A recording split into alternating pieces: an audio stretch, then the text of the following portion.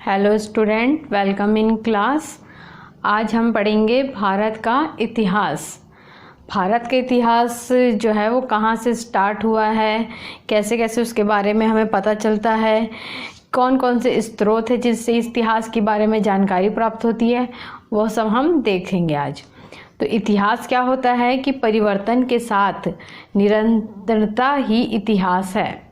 ठीक है, जैसे जैसे परिवर्तन होते जाता है, मानव विकास करते जाता है, उसका जो पास्ट रहता है वो क्या कहलाता है, उसका इतिहास कहलाता है। मतलब जैसे जैसे आगे बढ़ते जा रहा है वो तो विकास करते जा रहा है, कुछ कुछ नई चीज़ें सीख रहा है। ठीक है, तो क्या हो रहा है, उसका विकास हो रहा है। लेकिन पहले क्या स्थिति थी मानव की, वो जो हम देखेंगे उसी को क्या बोला गया है, इतिहास बोला गया है। अब जैसे हमारे भारत का इतिहास क्या है कि इसमें कौन कौन लोग आए, यानी किस प्रकार के शासक रहे हैं, किस प्रकार से मानव ने अपना विकास किया है, ये सब किस में आएगा, भारत का इतिहास में आएगा। ठीक है, विदेशों में भी ऐसे इतिहास रहते, लेकिन हमें अभी विश्व इतिहास में नहीं जाना है, हमें अभी इंडियन हिस्ट्री पढ़ना है। ठीक है, तो इंडियन हिस्ट्री जो है उसमें देखते हैं कि इतिहास को जानने के प्रमुख स्रोत क्या है। तो प्रमुख स्रोत में क्या आएगा, जैसे पुरातात्विक स्रोत हो गए, साहित्यिक स्रोत हो गए, या कोई विदेशी स्रोत हो गए। तो पुरातात्विक स्रोत मतलब कि जो भी पुरानी चीज़ें हैं जिनसे किसी चीज़ों से जुड़ी हुई है, किसी मानव से जुड़ी हुई है या अन्य किसी चीज़ों से जुड़ी हुई है, वो होता है पुरातात्विक स्रोत। जैसे यहाँ की वस्तुएं हो गई, उस काल की सिक्के हो गए, शिलालेख हो गए, अभिलेख हो गए, स्मारक हो गए या इमारतें हो गई। इस टाइप की चीज़ें जो है इनसे मालूम चलता है कि वो कितने साल पुराना इतिहास रहा है उसने इनसे। जैसे कि ताजमहल को देख लो, ताजमहल एक इमारत है, एक स्मारक है वो, है ना। तो इससे पता चलता है किसने बनाया है वो, उससे वहाँ से क्या मिले होंगे, अभिलेख मिले होंगे, शिलालेख मिले होंगे, जिससे पता चलता है कि किसने बनाया है।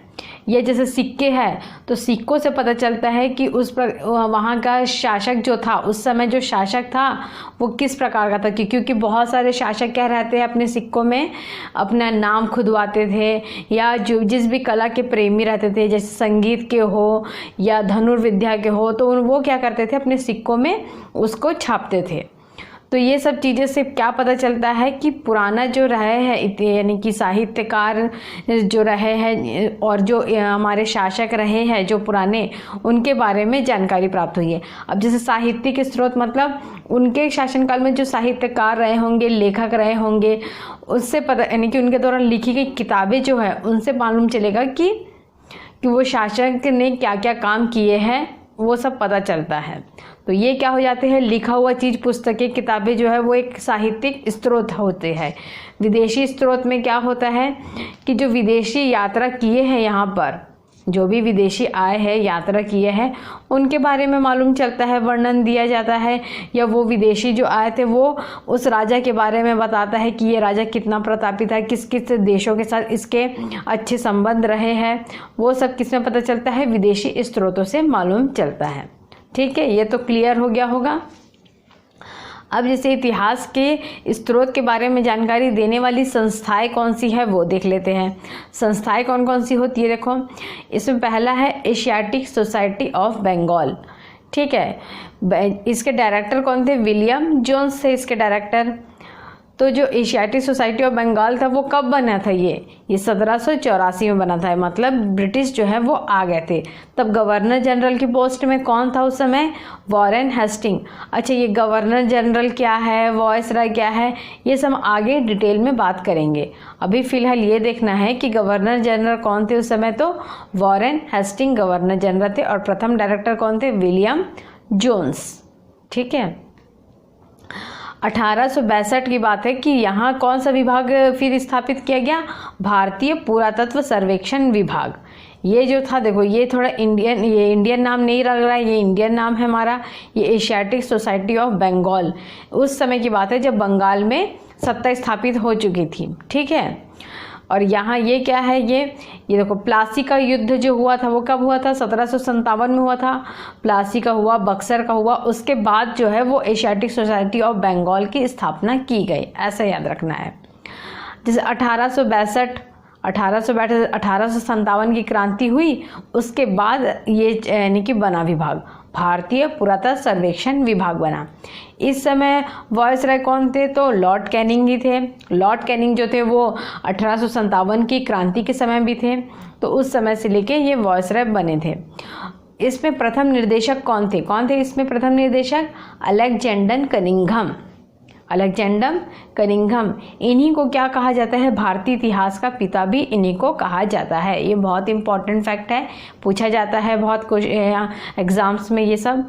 और भारतीय पुरातत्व खोजों के पिता भी इन्हें ही कहा जाता है। हम अगर नोट्स बना के चलते जाएंगे ना तो हमें कोई दिक्कत नहीं होगी, इसलिए हमें प्रॉपर जो है अपने नोट्स बनाते रहना चाहिए। कहीं भी कुछ डाउट होता है तो दूसरी बुक से हमें यानी कि देखना चाहिए कि अरे ये ईयर का भी कभी डाउट रहता है, कभी पर्सन का डाउट रहता है, तो ये सब चीज़ें 2-3 बुक से देख कर ही आगे बढ़ा जाता है। ठीक है, ऐसे नहीं कि एक बुक में हमने देख लिया वही सही है, क्योंकि कभी कभी हम दूसरी बुक में देखेंगे तो वो कोई दूसरा पर्सन कहता है, उससे क्या होता है, हमें कन्फ्यूज़न क्रिएट होता है। मुझे भी पहले बहुत कन्फ्यूज़न होता था, एक बुक में देखती थी तो कुछ और दिखा रहता था, फिर कभी दूसरी बुक कभी पढ़ लिए तो उसमें किसी और पर्सन का नाम रहता था, तो कन्फ्यूज़न बढ़ता है। इसलिए कोई ऑथेंटिक बुक को ही प्रेफर करना बेटर रहता है।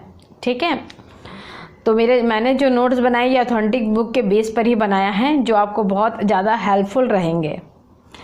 अब इसमें क्या है था, प्रथम महानिर्देशक कौन थे भारतीय पुरातत्व सर्वेक्षण विभाग के समय? कौन था? जॉन मार्शल जो था। ठीक है, एक एक जो है ना पर्सन का नाम बहुत इंपॉर्टेंट है। यहाँ से मैं वही फैक्ट पढ़ा रही हूँ जो एग्जाम में पूछे जा सकते, 1 लाइनर में ही क्वेश्चन बन जाएंगे कि देखो भारतीय पुरातत्व सर्वेक्षण विभाग के प्रथम महानिर्देशक कौन थे। ये 1 लाइनर क्वेश्चन आ सकते हैं ऐसा, इसलिए ये सब फैक्टों को बार बार देखो, एक बार पढ़ लिए ठीक है, लेकिन 24 घंटे के अंदर हमें रिकैप करना बहुत ज़रूरी है। किसी भी चीज़ को जो है पढ़ तो लेते हैं हम, बहुत सारा पढ़ लेते हैं एक बार में, अरे हमने ये कवर कर लिया, लेकिन हम बाद में भूल जाते हैं उसको। क्यों भूल जाते हैं? क्योंकि हम वो नहीं कर पाते रिवीजन। जितना रिवीजन करने में हमें अच्छा या याद होगा उतना एक बार में नहीं होता है, इसलिए रिवीजन प्रॉपर बहुत ज़रूरी है। हम जो भी टॉपिक पढ़ते हैं उसको 24 आवर के अंदर जो है ना वो उसको क्या करना चाहिए, हमें क्या बोलते हैं, रिवाइज कर लेना चाहिए। और वीकली भी रिवाइज, एक बार जैसे हमने आज पढ़ रहे हैं हम किसी टॉपिक को, वो आधा घंटा टाइम लेगा वो टॉपिक, उसको हम जब दोबारा पढ़ेंगे वो कितना देर लगेगा, 10 मिनट में हो जाएगा। फिर जब तीसरी बार करेंगे तो वो 5 मिनट टाइम लेगा। ऐसा करते करते वो क्या हमारे दिमाग में बैठ जाएगा। और हमें बहुत सारा पढ़ने से अच्छा है हम थोड़ा बहुत पढ़े लेकिन अच्छे से पढ़े, वो हमारे लाइफ में बहुत ज़्यादा यूज़फुल रहेगा। ठीक है, चलो हम आगे बढ़ते हैं। तो हमने क्या देखा था, भारतीय इतिहास का पिता किसको कहा जाता है? अलेक्जेंडर कनिंघम को कहा जाता है। अब जैसे कि विश्व इतिहास का पिता भी कहा गया है, विश्व इतिहास का पिता किसे कहा गया है? तो हेरोडोटस को कहा गया है, और ये क्या है, यूनानी विद्वान है। अब देखो, याद करने का ट्रिक भी बनाना बहुत ज़रूरी है, बिना ट्रिक बनाए हम भूल भी सकते हैं। जैसे यहाँ देखो, विश्व इतिहास का पिता क्या है? Alexander Cunningham. बार बार बोलो, कनिंघम, अलेक्जेंडर कनिंघम। और यहाँ पे देखो हेरोडोटस, हेरोडोटस। अब कनिंघम में कैसा प्रोनाउंस हो रहा है? ये कनिंघम मतलब सिंघम टाइप का आ रहा है। किसी भी चीज़ से लिंक करो, हमें तो याद रखना है बस, है ना। तो कनिंघम का कैसे आ रहा है साउंड? सिंघम टाइप। सिंघम कहाँ है? हमारा बॉलीवुड में बनी मूवी है जो है, तो किससे रिलेटेड हो गया? ये हमारे इंडिया से रिलेटेड हो गया। तो इससे क्या याद रख लेंगे हम कि कनिंघम जो है वो भारतीय इतिहास का पिता है। ठीक है, और हेरोडोटस, अब हेरोडोटस एकदम नया नाम है, हैरो को हम क्या बना देते हैं? हेलो बना देते हैं। ठीक है, अब जैसे फॉरेन में कौन रह रहा है? हमारी नानी, यूनानी है ना, तो इसको तो लिंक करना पड़ेगा कि हेरोडोटस कैसा, यानी कि कौन से कंट्री का था, ऐसा कुछ आ गया। तो ये क्या था? यूनानी विद्वान था। ठीक, तो ये नानी कहाँ है? हमारी विदेश में है, उसको हम क्या फ़ोन करके क्या बोल रहे हैं? हेलो। ठीक है, तो विश्व इतिहास के पिता को हम कनेक्ट कर लिए नानी से और हेलो से, तो ये हो गया हेरोडोटस और यूनानी विद्वान। अब क्या, हिम युग को क्या कहा गया है? प्लीस्टोसीन युग कहा गया है हिम युग को। ठीक है, आधुनिक मानव को क्या कहा गया है? होमो सेपियंस। होमो सेपियंस किसको कहा गया है? आधुनिक मानव को। अच्छा, वहीं झुक कर चलने वाले मानव को क्या कहा गया है? होमो इलेक्ट्रस। क्या कहा गया है? इलेक्ट्रस। अब इसको देखो कैसे याद रखते हैं, इलेक्ट्रिक शॉक लग जाता है तो इंसान कैसे हो जाता है? एकदम टेढ़ा मेढ़ा हो जाएगा। तो वो कैसे हो गया, झुक गया, इलेक्ट्रिक शॉक लगा तो, ठीक ऐसे, क्योंकि दोनों याद तो हम कर लेंगे कि होमो होमो करके, लेकिन बाद में कन्फ्यूज़न होगा, ऑप्शन देखने पे बहुत ज़्यादा कन्फ्यूज़न होता है, मान के चलो, ठीक है। एग्ज़ाम जिसने दिया उनको तो पता ही होगा, लेकिन जो फर्स्ट टाइम अपनी प्रिपरेशन कर रहे हैं उनके लिए मैं बताना चाहती हूँ कि जैसे हम एग्ज़ाम हॉल में देखते हैं ना ऑप्शन, पूरा दिमाग घूम जाता है, इसलिए अच्छे से अगर हम प्रैक्टिस कर लिए ना तो कोई हमें नहीं घुमा पाएगा, ठीक है, हमारा दिमाग भी हमारे बस में रहेगा तब। तो आधुनिक मानव क्या रहेगा, होमो सेपियंस, और झुककर चलने वाला मानव क्या होगा, होमो इलेक्ट्रस। ओके, अब हम देखते हैं भारत का इतिहास। भारत के इतिहास को कितने कालखंडों में बांटा गया है वो हम देख लेते हैं। देखो, जो सबसे पुराना है, बहुत ज़्यादा प्राग ऐतिहासिक काल, यानी किस बेस पे इनको 3 भागों में बांटा गया है, क्यों बांटा गया है वो हम देखते हैं। 3 भागों में ही क्यों बांटा गया है, देखो सबसे पहले क्या आएगा, प्राग ऐतिहासिक काल, फिर आग्र ऐतिहासिक काल, फिर ऐतिहासिक काल। प्राग ऐतिहासिक काल, ठीक है, इसमें क्या हुआ था, प्राग ऐतिहासिक काल में लिखित साक्ष्य भी नहीं है और भाषा और लिपि किसी भी चीज़ का अज्ञात है, यानी कुछ जब मिला ही नहीं है तो क्या भाषा लिपि, कुछ उसके बारे में कुछ मिला ही नहीं चला, सिर्फ एक, यानी कि जैसे उस समय क्या चलता था, पाषाण युग चलता था, यानी पत्थरों से पता चला है कि वो युग कितना पुराना है, और वहाँ इतिहासकारों या जो विद्वान हैं उन्होंने अपना एक अनुमान लगाया है, ठीक है, सिर्फ अनुमान के तौर पे बताया गया है कि प्राग ऐतिहासिक काल कितना पुराना है। अब देखो, अब जहाँ पे लिखित साक्ष्य तो मिले हैं, हमें लिखित साक्ष्य मिल गए हैं, और क्या है कि उनको पढ़ और यानी कि पढ़ा नहीं जा सकता। लिखित साक्ष्य मतलब लिखित में तो मिल गया है लेकिन उसको पढ़ नहीं पा रहे हैं। अब जैसे हमारे पास कोई दूसरे देश की यानी कि लैंग्वेज लिख रहेगी, हम पढ़ पाएंगे क्या, नहीं पढ़ पाएंगे, लिखा तो हुआ है पर हम नहीं पढ़ पाएंगे, वैसी ही है ये। तो उस काल को क्या कहा गया है, आग्र ऐतिहासिक काल कहा गया है, ठीक है, जिसमें लिखित साक्ष्य तो प्राप्त है लेकिन उनको पढ़ा या समझा नहीं जा सकता।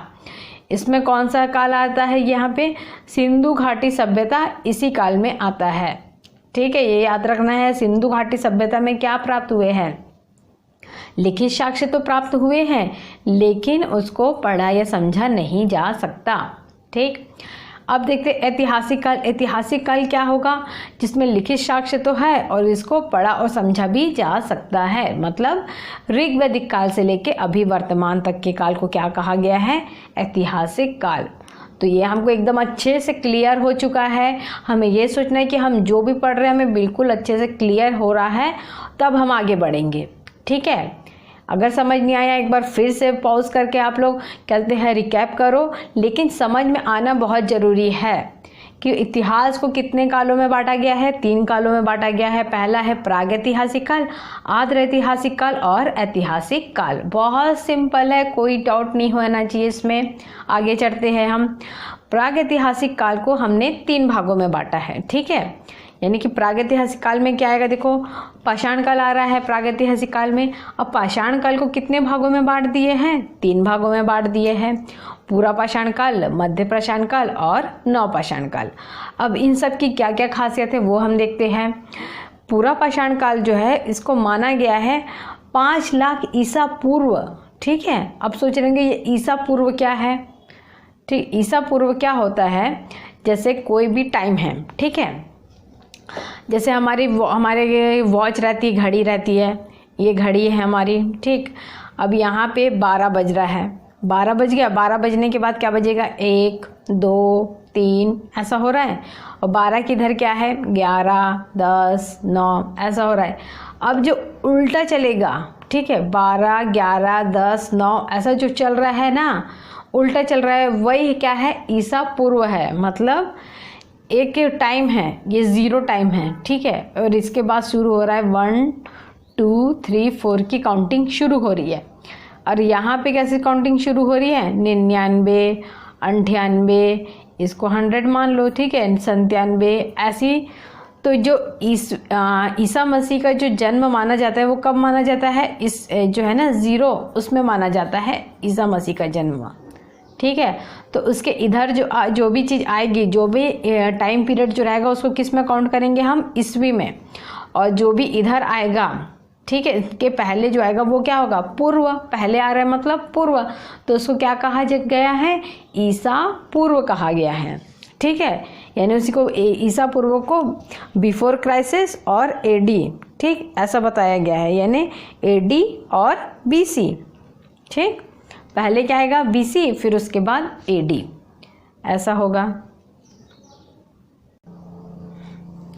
अब क्लियर हो गया आई थिंक आप लोगों को।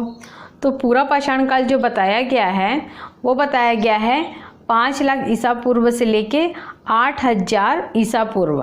ठीक है, किसी किसी बुक में 10,000 ईसा पूर्व भी कहा गया है। ठीक, और मध्य पाषाण काल क्या है, मध्य पाषाण काल में है 8,000 ईसा पूर्व से लेके 4,000 ईसा पूर्व। नव पाषाण काल क्या है, 4,000 ईसा पूर्व से लेके 3,000 ईसा पूर्व। ठीक है, तो पूरा पाषाण काल में क्या क्या हुआ था वो हम देखते हैं। पूरा पाषाण काल में बड़े बड़े पत्थरों का प्रयोग करते थे। ठीक है, क्या और क्या करते थे, मानव शिकार करता था, खाद्य संग्रह करता था। और मध्य पाषाण काल में क्या करता था, छोटे नुकीले पत्थरों के औजार रहते थे, पशुपालन आरंभ किया था। नव पाषाण काल में क्या हुआ था, पशुपालन, कृषि, पहिए का आविष्कार, आग का आविष्कार, पत्थरों के साथ औजारों के पत्थरों के साथ धातु के औजार। अब हम देख रहे, देखो पहले क्या कर रहा था, वो बड़े बड़े पत्थरों को यूज़ कर रहा था, उसके बाद हम देख रहे छोटे नुकीले पत्थरों का कर रहा है, उसके बाद देखो फिर क्या विकास हो रहा है, पशुपालन करने लग गया, कृषि करने लग गया। यानी क्या पता चल रहा है हमको, जैसे जैसे हम आगे बढ़ते जा रहे हैं तो मानव जीवन में क्या हो रहा है, विकास हो रहा है। पहले जब वो बड़े बड़े यानी कि उनको जैसे पत्थर मिलते थे वैसे पत्थरों का यूज़ करता था, और जो भी जानवर उसको दिखता था उसको मार के खा जाता था। ठीक है, मानव का कैसे हुआ, ये ऐसी तो विकास हुआ। पहले वो भी एक जानवर टाइप ही था, यानी बंदरों कहा जाता है ना कि बंदर हमारे पूर्वज रहे हैं, यही कहा जाता है। तो मानव का भी शरीर जो हुआ वो धीरे धीरे विकसित हुआ, फिर उसकी सोच विकसित हुई। पहले उसके हाथ पैर भी कैसे रहते थे, उसके हाथ पैर भी एकदम ऐसे रहते थे जैसे जानवरों टाइप रहते हैं, पकड़ने वकड़ने का भी उनका जो रहता था ना, जानवरों जैसे ही रहते थे। लेकिन जैसे जैसे यानी कि विकास होता गया मनुष्य के क्या बोलते हैं, जैसे जैसे जीवन में हुआ, उसका ब्रेन का भी विकास हुआ, उसने नए नए चीज़ों का आविष्कार करना शुरू कर दिया। तो पहले क्या करता था, वो बड़े बड़े पत्थरों को लेता था, कोई भी जानवर दिखा उनको मारा, वहीं खाया, फिर आगे बढ़ जाता था। कोई स्थायी ठिकाना नहीं रहता था मानव का पहले। ठीक है, जहाँ जो शिकार दिखा, भूख लगी, खाए पिए, और कुछ नहीं रहता था, सिर्फ खाना रहता था, उनको भूख मिटाना, बस यही एक उद्देश्य रहता था। ठीक, उसके और शिकार करो और खाद्य का संग्रह भी करता था। मतलब अब जैसे खा लिया, उसका जो बच गया उसको क्या करता था, अपने पास रख के कल के काम आएगा, रात को काम आएगा, इस टाइप का करके रखा रहता था। उसको क्या बोल दिया गया है, खाद्य संग्राहक। ठीक, अब मध्य पाषाण काल में क्या हुआ, उन्होंने क्या किया, छोटे नुकीले पत्थरों का यूज़ करने लग गया। मतलब पहले बड़े बड़े पत्थरों का करते थे, तो उससे क्या रहता था, बड़े पत्थरों को ज़्यादा देर उठा नहीं पाता होगा। हम भी अनुमान लगा सकते हैं ना, पहले के लोगों ने क्या किया, अनुमान लगा के ही बताया, इतने इतने साल पुराना है ये काल जो है। अब मध्य पाषाण काल में क्या करने लगे, उन लोगों ने छोटे नुकीले पत्थरों का यूज़ करने लगे। तो बड़े पत्थरों से क्या होता था कि वो जो शिकार जो रहता था वो ज़्यादा अगर दूर चला गया तो बड़े पत्थर को वो नहीं फेंक पाते थे, पास के रहता था तभी फेंक पाते थे। तो उन्होंने क्या किया, नुकीले पत्थरों का यूज़ करने लगे। अब जिससे क्या होता था कि सीधा दूर तक जाता था छोटे पत्थर, और नुकीले धारदार होने की वजह से जो रहता था ना शिकार, वो घायल हो जाता था। ठीक है, जिससे फिर वो उसके पास जाके उनको मार के अपनी भूख मिटाता था। तो मानव फिर क्या करने लगा, पशुपालन भी स्टार्ट करने लगा। अब वो रोज़ रोज़ शिकार कर करके क्या हो जाता था, थक जाता था। अरे भाई कहाँ जाओ रोज़ रोज़ शिकार करने, उससे अच्छा क्या करता था, वो एक बार में ही 2-3 लोग जानवरों को मारा, इकट्ठा किया, और फिर क्या करें, या फिर जानवरों को जो है ना अपना बांध के रख लिया, अपनी जहाँ जहाँ पे है वो रुका हुआ। सब पहले जैसे वो रोज़ रोज़ घूमता था, फिर उसके दिमाग में रोज़ रोज़ क्या घूमना, तो 1-2 दिन कहीं स्टे करता गया होगा। ऐसा ऐसा उसका क्या दिमाग में आता रहा ना, कुछ ना कुछ तो डेवलप हुआ होगा। फिर जैसे जैसे टाइम पीरियड आगे बढ़ा, नव पाषाण काल आया, तो नव पाषाण काल में भी क्या करने लगा, पशुपालन तो वो करना सीख ही गया था। फिर क्या करने लग गया, वो कृषि करने लग गया। अब वो क्या है, उसको टेस्ट कुछ चेंज चाहिए था। लोग यहाँ क्या बोलते हैं, शाकाहारी खा खा के बोर हो जाते तो मांसाहारी खाने लग जाते। तो पहले का मानव क्या था, वो देखो मांसाहारी खा खा के बोर हो गया था, तो उसने क्या किया, फिर खेती किसानी शुरू की। तो उसको अब क्या अनाज खाने का शौक चढ़ गया, ठीक है। तो उसने क्या किया, कृषि करने लग गया। अब देखो भी कृषि करेगा तो क्या करेगा उसको, अब कृषि करेगा तो कृषि के सामान लाने के लिए इधर उधर तो जाना पड़ेगा ही। तो उसने क्या किया, गाड़ी वाड़ी बनाना शुरू कर दिया। इससे क्या पता चलता है कि पहिए का आविष्कार भी कब हुआ, नवपाषाण काल में पहिए का आविष्कार हुआ। और क्या किया, अब अनाज है तो अनाज को पका के भी खाने लग गया, तो आग का आविष्कार किया। और क्या किया उसने, अब एक उसने क्या किया, एक स्थायी परमानेंट निवास बनाना शुरू कर दिया। क्योंकि कृषि को अब किसके भरोसे छोड़ेगा, कृषि करना है तो वहाँ तो रहना पड़ेगा ना, देखभाल करने के लिए। जानवरों को अगर पाल रहा है तो उसकी देखभाल करने के लिए। तो क्या करने लगा, अब वो स्थायी निवास बनाने लग गया। अब पत्थरों के साथ साथ किसके औजार बनाने लग गए उन्होंने, धातु के भी औजार बनाने लग गए, ठीक है। अच्छा, अब जैसे जो तांबा और कांसे की धातु का जो चालू हुआ था, यानी कि यूज स्टार्ट जो हुआ था, उसको क्या बोलते हैं, कैल्कोलिथिक एज बोला जाता है। ये भी क्वेश्चन पूछा जाता है वन लाइनर में, ठीक है। कैल्कोलिथिक एज किसको कहा गया है, जब तांबा और कांस्य धातु का उपयोग शुरू हुआ था, ठीक। अब हम देखते हैं पूरा पाषाण काल। पूरा पाषाण काल को भी 3 भागों में डिवाइड किया गया है। कौन कौन सा है, देखो ये पूरा पाषाण काल, मध्य पूरा पाषाण काल और उच्च पूरा पाषाण काल, ठीक है। तो पूरा पाषाण काल जो है उसको क्या कहा गया है, कोड उपकरण कहा गया है। मध्य को क्या कहा गया है, फलक उपकरण कहा गया है।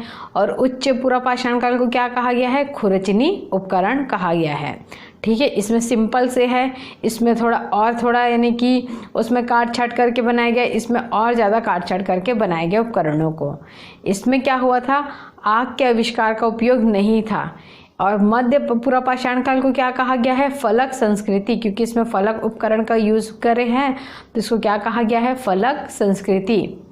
और उच्च पूरा पाषाण काल में क्या हुआ है, आधुनिक मानव का उदय हुआ, क्योंकि इसमें भी क्या हुआ, कुछ कुछ चीज़ों के बारे में वो जानने लग गया था जैसे जैसे टाइम पीरियड बीता। तो और विभिन्न प्रकार के शैलाश्रयों के साक्ष्य भी प्राप्त हुए हैं।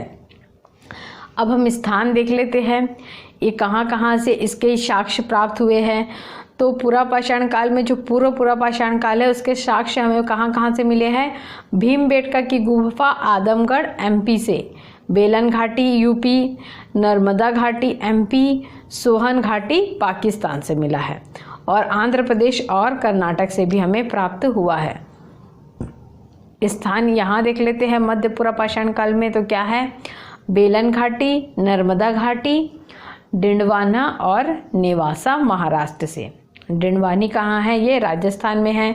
बेलन घाटी यूपी में, नर्मदा घाटी एमपी में, डिंडवानी राजस्थान में और नेवासा महाराष्ट्र में।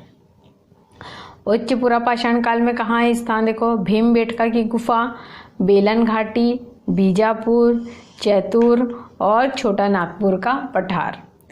वैसे यहाँ पे औजार देख लेते हैं। औजार जो है क्वार्टजाइट के रहते थे।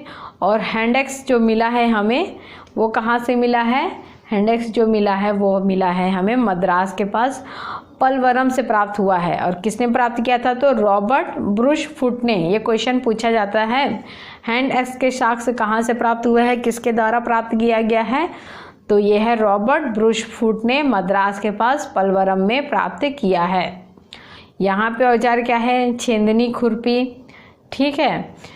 तो इस प्रकार यहाँ पे क्या हुआ कि आगे बढ़ते गए और उन्होंने औजारों को क्या है थोड़ा और विकसित किया।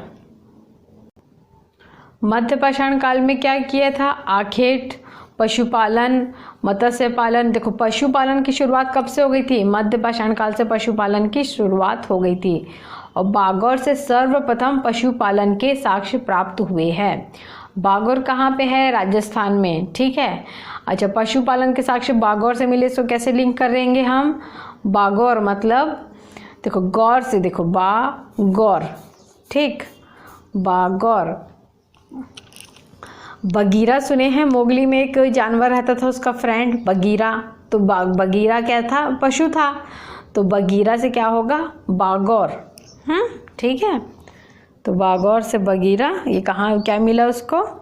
सर्वप्रथम पशुपालन के साक्ष्य प्राप्त हुए। और क्या साक्ष्य प्राप्त हुए? इसमें मातृ देवी की उपासना करते थे, ये भी साक्ष्य प्राप्त है। अब स्थल देख लेते हैं। स्थल इसमें क्या क्या है?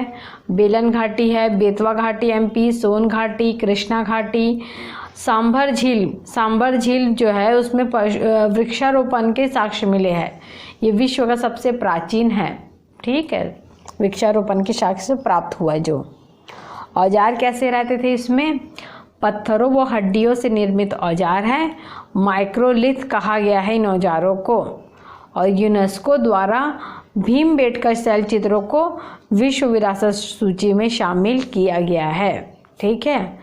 जो भी इम्पोर्टेंट फैक्ट रहते हैं उनको अंडरलाइन कर लो करो, या किसी और कलर से जो है ना उससे हाईलाइट कर सकते हैं, हम हाइलाइटर से हाईलाइट कर सकते हैं, ठीक है। हमको अपने नोट जो है वो प्रॉपर मेंटेन करना है ताकि हमें अच्छे से याद रह सके। तो यूनेस्को द्वारा भीमबेटका शैल चित्रों को क्या है? विश्व विरासत सूची में सम्मिलित किया गया है। नेक्स्ट हम देखते हैं नवपाषाण काल। नवपाषाण काल में क्या है? स्थायी जनजीवन था, ठीक है। स्थायी जनजीवन क्योंकि खेती किसानी करने लग गए थे। कृषि के साक्ष्य कहाँ से प्राप्त हुए हैं? लहुरा देव यूपी से। जैसे क्वेश्चन आया कि कृषि के प्राचीनतम साक्ष्य कहाँ से प्राप्त हुए, और अगर ऑप्शन में लहुरा देव नहीं है तो हम किसको टिक करेंगे? मेहरगढ़ को। और ये मेहरगढ़ कहाँ है? बलूचिस्तान पाकिस्तान में है ये, ठीक है। अगर लिखा रहा है कि कृषि के प्राचीनतम साक्ष्य कहाँ से प्राप्त हुए तो मेहरगढ़, लेकिन अगर मेहरगढ़ और लहुरा देव दोनों लिखा है तो क्या लेंगे हम? लहुरा देव लेंगे, क्योंकि पहले जो साक्ष्य प्राप्त हुए थे वो मेहरगढ़ से प्राप्त हुए थे। पहले जब खुदाई हुई और जब पता किया गया तो मेहरगढ़ को पहले माना गया, लेकिन बाद में जब और इसके बारे में आगे विस्तृत जानकारी ली गई, नवपाषाण काल के बारे में और ज़्यादा ही विद्वानों या और इतिहासकारों ने जानने की इच्छा रखी कि कृषि के साक्ष्य, तो उनको और कहाँ से साक्ष्य प्राप्त हुए कि मेहरगढ़ से भी पुराना कौन सा है कहा गया? तो लहुरा देव मेहरगढ़ से भी पुराना है, ठीक है। तो सर्वप्रथम उपयोग किया जाने वाला अनाज कौन सा है? जौ है, ये याद रखना है। देखो कितना छोटा लिखा रहता है जौ, इसी को सर्वप्रथम खोजा गया था, ठीक है, उपयोग किया गया था। अनाज जो है सबसे पहले उगाया भी गया था ये। चावल की कृषि के साक्ष्य कहाँ से प्राप्त हुए हैं? कोल्डी हवा। अब देखो चावल यानी धान के खेत हैं, वहाँ पे कैसी हवा चल रही है? एकदम ठंडी ठंडी हवा चल रही है, तो उससे हम लिंक कर देंगे कोल्डी हवा। पशुपालन और कृषि के साक्ष्य कहाँ से प्राप्त हुए हैं? गुफ कराल का। इसका मतलब क्या होता है? गुफ कराल कहाँ है? जम्मू कश्मीर में। इसका मीनिंग होता है कुम्हार की गुफा, ठीक है। कुम्हार की गुफा में क्या है? पशुपालन भी हो रहा है और कृषि के साक्ष्य भी प्राप्त हुए हैं। और क्या हुआ है नवपाषाण काल में? मृद भांड मिले हैं, पहिए का आविष्कार हुआ है, गर्त आवास भी प्राप्त हुआ है। गर्त आवास मतलब इतिहाई आवास कहाँ से मिला है? भुज होम। अब इतिहाई आवास कहाँ रहेगा? आवास मतलब होम, तो क्या हो गया ये? भुज होम, ठीक है। मानव कंकाल और कुत्ते का कंकाल भी कहाँ से प्राप्त हुआ है? भुज होम से ही प्राप्त हुआ है, यानी घर में ही प्राप्त हुआ है। होम मतलब घर, ऐसी हमें लिंक करके याद रखना पड़ेगा। स्थायी निवास कहाँ है? होम हमारा, ठीक है। आगे हम इनको मैप के थ्रू भी देखेंगे, ये सारे जो डिटेल है, ठीक है। और क्या क्या है इसके बारे में जानकारी हम एक बार और देख लेते हैं। अब हम मैप के थ्रू भी एक बार देख लेते हैं, जिससे हमारा जो लोकेशन है वो एकदम क्लियर हो जाएगा, ठीक है। जैसे हम नॉर्थ से स्टार्ट करते हैं। स्टार्टिंग में क्या है? देखो भुज होम कहाँ है? जम्मू कश्मीर में। और गुफ कराल ये भी कहाँ है? जम्मू कश्मीर में है, ठीक है। यहाँ से क्या क्या प्राप्त हुआ है? यहाँ से स्थायी बस्ती प्राप्त हुई है, और युग्म शवाधम और पशु शवाधम, यानी युग्म में भी मिले हैं, कपल में, ठीक है। कपल में साथ में दो लोगों के जो है वो युग्म में मिला है, और पशु एक साथ यानी कि पशु के साथ में भी मिले हैं, तो पशु का भी शवाधम यानी कि वो मिला है, कब्र मिली है। और स्थायी निवास भी कहाँ से मिला है? भुज होम से, और गुफ कराल से ये प्राप्त हुआ है। यहाँ देखते हैं सोहन घाटी। सोहन घाटी कहाँ पर होगी? ये पाकिस्तान में, ठीक है। देख लो सोहन घाटी यहाँ पे दिखा रहा है, यहाँ से भी साक्ष्य प्राप्त हुए हैं। और क्या है मेहरगढ़, मेहरगढ़ से क्या प्राप्त हुआ है, ये कहाँ पड़ता है, ये बलूचिस्तान पाकिस्तान में पड़ता है ये। यहाँ से कृषि के साक्ष्य मिले हैं, पुराने साक्ष्य कहा गया है ये। लहुरा यूपी में भी मिला है यहाँ पर, इसके साक्ष्य कृषि के साक्ष्य था। ये नागौर या बागौर या नागौर बोला जाता है, वहाँ से क्या मिले हैं, माइक्रोलिथिक के ये है जो है वो मिले, छोटे छोटे माइक्रोलिथिक औजार जो है उसके साक्ष्य। कोल्डी हवा से धान की खेती के प्राचीनतम साक्ष्य मिले हैं। मिर्ज़ापुर में देखो, मिर्ज़ापुर और मदहसा में धान और जौ की खेती का मिला है। पशुबाड़ा की भी साक्ष्य मिला है। नर्मदा नदी के पास में नर्मदा घाटी में मिला है। नेवासा में क्या मिला था, नेवासा में सूती वस्त्र के मिला था। नेवासा यानी वस्त्र आ रहा है, देखो वस्त्र लास्ट में वैसा, वासा का वासा, तो सूती वस्त्र के। लगनाज में क्या मिला है, गुफा और कब्रिस्तान प्राप्त हुए हैं। भीमबेटका में सबसे ज़्यादा शैलाशय, भीमबेटका में क्या मिला है, सबसे ज़्यादा शैलाशय। आदमगढ़ में पशुपालन। भीम, जैसे भीम जो है महाभारत वाले भीम जो है वो क्या बना रहे, शैल चित्र बना रहे हैं, ऐसे याद रख सकते हैं, सर्वाधिक शैल चित्र बना रहे हैं वो, क्योंकि वो बहुत विशाल थी ना, उनकी जो कद काठी थी एकदम विशाल थी, तो सर्वाधिक शैल चित्र बना के गया है वो अपने इससे। और देखो और क्या है, पलवरम के बारे में भी हमने पढ़ा था कि 1863 में सर्वप्रथम रॉबर्ट बुशफोर्ड ने क्या किया था, मद्रास के पास ही हैंड एक्स प्राप्त किया था। ठीक है, ये इस एरिया में आ जाएगा पलवरम, इससे भी क्वेश्चन पूछा जाता है। और बहुत सारी छोटी छोटी जगह जो है यहाँ पे पाकिस्तान में भी कुछ कुछ जगह है क्या बोलते जहाँ से हमें साक्ष्य प्राप्त हुए हैं। और यूपी में भी है, यूपी में चिरांद है एक जगह, चिरांद हो गया है। और चोपनी मांडू है एक, मदहसा तो है यहाँ पे जहाँ से हड्डियों के साक्ष्य मिलते हैं, या कहीं से मधुमक्खी के छत्ते के साक्ष्य प्राप्त हुए हैं। तो ऐसे ऐसे जो मेन थे वो हमने कवर कर लिया है, मैप से भी हमने देख लिया है और हमने डिटेल में भी स्टडी कर लिया है। तो ये टॉपिक जो है पाषाण काल का जो था वो यहीं पे स्टॉप करते हैं। अब हम नेक्स्ट क्लास में हम नेक्स्ट टॉपिक में डिस्कस करेंगे। अगर आपको समझ में नहीं आया है तो आप कमेंट्स करके मुझे पूछ सकते हैं, कोई डाउट हो तो। और मेरा आपको पसंद आता है आपको मेरा वीडियो तो लाइक कीजिए, सब्सक्राइब कीजिए, अपने फ्रेंड फैमिली के साथ भी शेयर कीजिए। Okay, thank you student, and please keep watching this video.